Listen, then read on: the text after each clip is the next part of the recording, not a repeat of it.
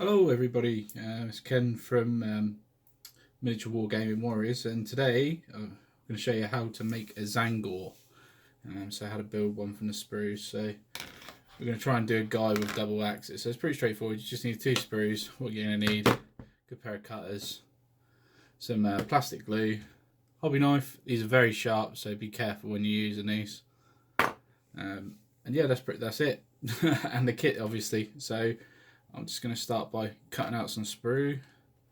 So see how long it takes us. Hopefully it won't take us too long to make one of these guys. They're coming together quite quickly. The kits themselves are really nice. I've done an unboxing video of what you get in the kits if you want a more close up, but they're made up of a few parts. So you've got the rear, like with the legs of the body, and then you've got like the front part, which has got armor plates of the legs and like a little robe. Sometimes they got like swords and stuff on them. They're pretty sweet. But what I tend to do is now clearing up the mold lines. It's up to you if you do it. I think models look better if they're done. So mold line removal is pretty straightforward. You just look for like bits where it's been casted and put together. These are quite good for mold lines, to be fair. There's not a huge amount, but I like to neaten up everything I've done. So yeah, just remember to be careful with these blades because these are really sharp. So let's get that off. And there's a bit there I just want to get rid of. There we go. So that's that piece done. And have a quick look on the armour section here, just to make sure there's a little bit there, a bit of mould line there. Just helps when you apply the paint as well, it's a lot smoother, makes everything look a lot nicer. And there's a tiny bit there. And I can't stress enough, these are very sharp knives. Shouldn't really be used by children. Just try and get your fingers away from the blade itself. Right, so that is looking pretty good. Just make sure, tiny bit there. So I'll just use a tiny bit of glue. So I'll just pop it on the parts that are going to match up.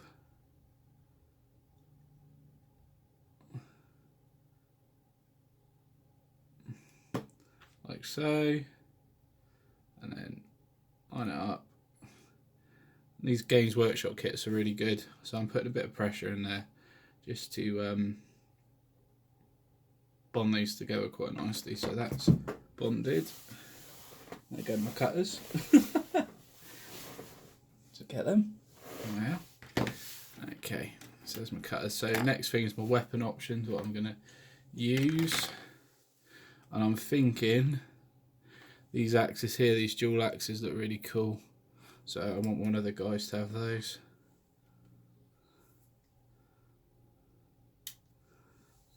They're quite good, these kits, because they're only in small parts. There's not a huge amount of putting together. You haven't got to put weapons on arms and things like that. They all come pretty much ready to go. Just cut that one out. And they're universal, so they all mix in and they all fit together. So each body has a specific piece. So like this bit here, these arms will fit on any of the bodies. So I like to just do a dry fit just to make sure and see what the pose will look like once it's done. So that looks good. So I'm just going to check again for mould lines, which you've got some there. And again, I'm just scraping them off with the hobby knife. And before I prime these anyway, I'll go over them once more just to make sure I've actually got all the mould line bits removed. So again, a little bit of glue, just touching it around where the join's going to be made, and then straight in with the chest. Lovely. So that gives that time to settle in. So next thing's the head. So you've got loads of choices of head on here.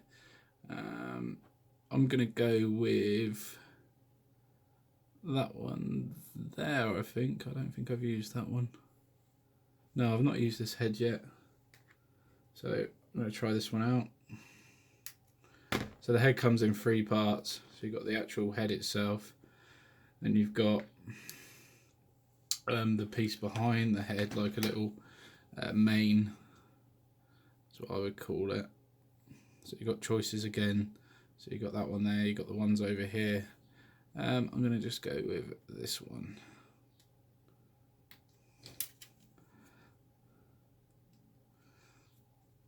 So again, just check for the mould lines, as you do. There's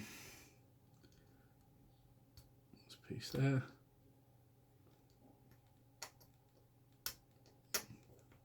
Just want it to be smooth to my finger, so when the spray goes over it, the base, the primer, you know it's going to go smooth. I don't really need to worry about this one under here because it's going to be covered up. So that's that one. You've also got like the horns, so you've got choice of horns, which one you want. I'm going to use this one. So you can make your guys how you want with these, which is really cool. So you can get loads of customization on the go. And that one's that's come out pretty alright. That's come out pretty alright. Just a tiny bit there. And a teeny tiny bit there. Just there. They've got like a little indent, I don't know if you can see it. Just where my finger's pointing. And what happens is the head has got like a piece and it sits in there like that, really nice and flush. So let's do that now. Tiny bit of blob of glue there for that part. It fits in there lovely. Just hold that together for a few seconds to allow it to bond, because what plastic glue is it actually melts the plastic a little bit to each other, so then once it's dry it forms like a tight bond. So yeah, proper nice. So yeah, there's like the head there, looking good. So all these bits, there's like a little bit there for the head to sit in, so you just put a little bit of glue there. It's probably a bit too much, but hey ho. And that just sits in there like that.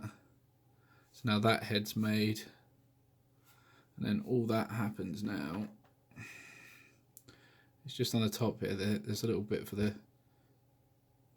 main bit to sit in. Then I just give it a bit of glue around the outside. I find a lining that back bit up. As soon as you line that up, the rest falls into place. So yeah, line that up, give that a little push into there. He's pretty much done. Just need to stick him on the base. I'll do that now. So on the bottom here, this is quite an awkward one to do, so just put a bit of glue on this foot there. I dab a tiny bit of glue on there because it's not meant to sit with it, but it's literally a case of patience is a virtue. So I find the right spot, and then this I just literally try and hold it steady, because this plastic will melt with the base. So I just hold it there. Takes about a minute, 30 seconds, something like that. Still holding it.